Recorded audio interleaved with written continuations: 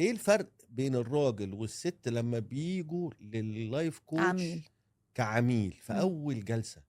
فاول جلسه، بما ان انا ما اعرفش يعني ايه كوتشنج وداخله كست في السيشن، في الغالب حتى يعني بتتقال لي في ريكوست الكوتشنج، انا عايزه افضفض، عايزه اوكي. احكي، آه. عايزه اتسمع كويس. الموضوع بيبقى شعوري جدا او ايموشنال جدا.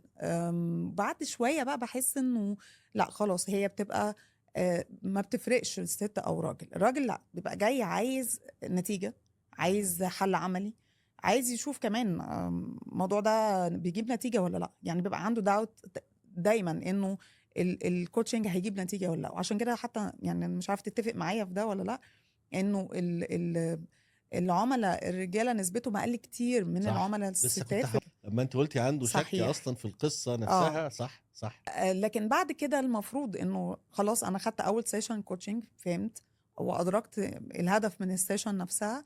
بيبقى انا داخل السيشن وانا عارف ان انا المفروض اطلع ببلان، مم. خطه ليها خطوات هتتطبق جوه السيشن، او هنتعلمها جوه السيشن هتطبقها في الحياه. انا طالعه بحل، سواء ست او راجل، ما اعتقدش انها بتفرق في الحته دي.